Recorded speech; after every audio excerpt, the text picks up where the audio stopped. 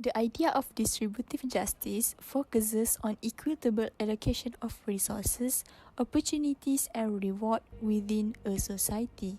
It seeks to ensure that individuals receive their fair share based on equality, necessity, or merit. This concept is critical in reducing socio-economic inequalities and fostering a more tolerant society. Distributive justice tries to develop a framework that promotes fairness and equal opportunity for all members of society by assessing the distribution of income, education, wealth, healthcare, and other resources. Distributive justice is a crucial topic among Islamic economists, rooted in Islamic ethics of providing best subsistence for disadvantaged members of society. This ethical principle is formalized as a tax of surplus wealth called zakat. Although no official definition of distributive justice exists in Islamic economics, most Islamic literature focuses on social justice. Modernists who study in the West refer to distributive justice as the fair allocation of resources based on principles agreed upon by society and the state.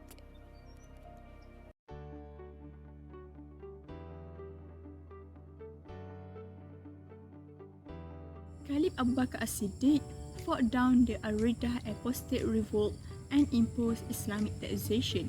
Over his brief caliphate, he attacked the rebellious tribes and justified the fight against the believers.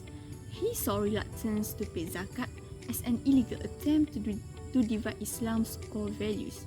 Abu Bakr's distribution strategy was to provide fairly, since to him salaries correspond to this life and are supposed to aid people, whereas priorities in Islam is about the reward from Allah. Caliph Umar's economic thinking focuses on 6 subcategories: ownership of economic resources, economic development, wealth distribution, tax structure, state expenditure, and state administration. He discussed that land conquered in battles should be preserved in the hand of the state or nationalized with the original owner's tax. He argued that providing land to Muslim warriors would establish class divisions and harm future generations.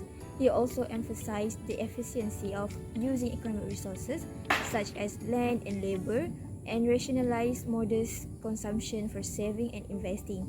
He also instituted taxation, government spending, and administration, providing his devotion to revealing the Qur'an through economic reforms. Khalif Uthman's economic policies were similar to those of his predecessor, except for a large increase in agricultural land. He felt that land may be handed to individuals for leasing purposes, giving rise to Islamic feudalism.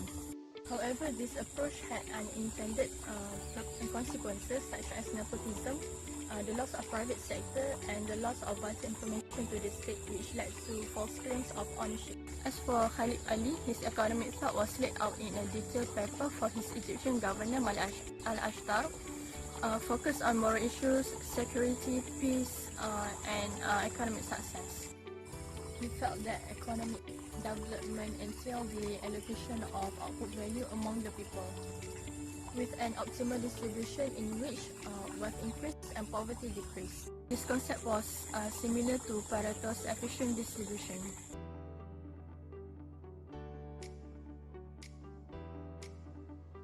The current capitalistic economy is highly influenced by the worldview of secularism and liberalism. People have doubt about capitalism since there are no regulations because it is in favor of free market and self-interest, thus has created massive inequality. The concept of justice in Islam supersedes the concept of economic justice itself. Hence, this concept should be derived from Al-Quran and Sunnah, as well as to look into Maqasid Sharia.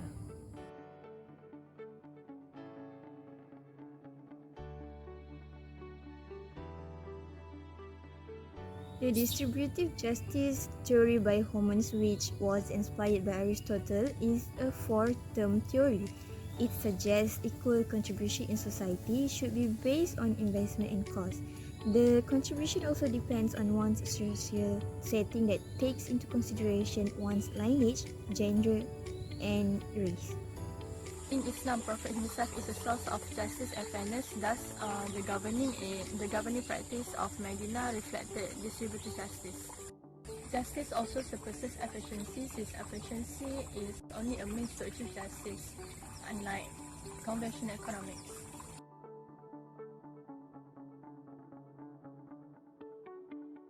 The practicality of financial inclusion is to realize distributive justice, which can be categorized into three levels: pre-production, post-production, and redistribution. The pre-production stage is to ensure the rights to access basic necessities such as water, food, shelter, education, and healthcare, as well as the financial capital to boost the economic participation of the needy. The post-production stage focuses on the equitable functional distribution of income, and the redistribution stage focuses on individuals that share their personal income with others more equally.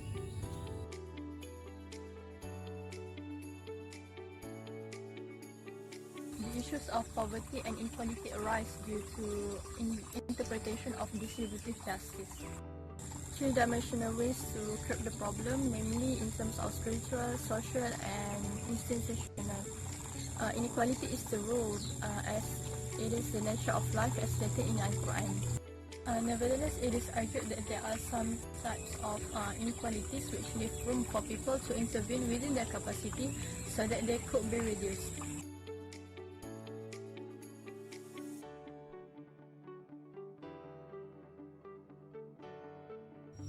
The first tool is zakat. Zakat is one of the pillars of Islam that have the element of worshipping and purifying souls. Accounting standards can be used as a tool to determine whether someone has excessive income and zakatable items or not. This idea advocates for a prudent method to calculate accurately someone's income, hence making it an obligation for those who fulfill the criteria to pay zakat. The second tool is microfinancing. Microfinance institutions are established to provide SMEs access to the factor of production such as capital and recapitalizing platforms. This has been proven in 1976 by the Grameen Bank in Bangladesh, where microloans to farmers and villages to obtain their needs have been one of the popular tools for economic growth and poverty reduction. Furthermore, poverty can be eliminated if the society is well equipped with the necessary resources to boost their income and economic activities. In Surah Al-Hajj, verse 7, Allah has mentioned the word dulah. Dulah is a very powerful term which serves as a basis for promoting circulation of wealth and deterring the accumulation of wealth among the smaller portion of society. Because it will lead to imbalance, it should be channeled to needy people. The ways it could help them are by fulfilling basic needs and also through capacity improvement that could harness their skills, education and services so that their quality life could be enhanced.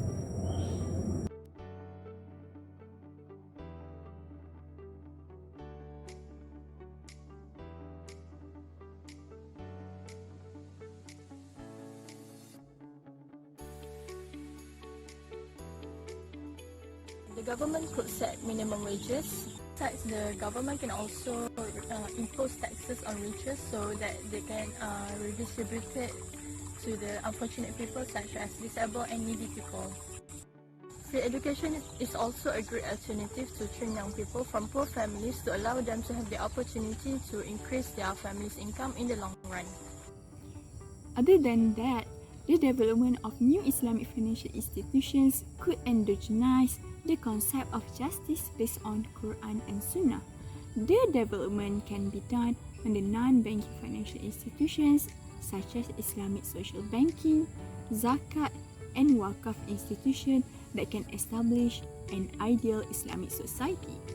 These institutions can provide Islamic microfinancing services to serve underprivileged communities, particularly women and minorities who cannot arrange financing due to inadequate to fulfill the requirement to borrow. Islam emphasizes justice in all aspects of life. As Muslims, we should recognize and believe that Allah is the owner of our properties and everything that we own. In addition, we should live a moderate life. By thinking in this way, we can easily and willingly give some of our wealth to less fortunate and needy people. The government is also responsible for correcting any wrongdoing by allocating resources away from instability and towards improvement in society. In the Islamic economy, ethical goals determine the form of consumption, production, and distribution. By doing so, we fulfill our Islamic obligation to practice charity, assist those in need, and as a result, gradually bring justice to the world. This benefits not only the receivers but also brings us closer to Allah and deepens our faith in His providence.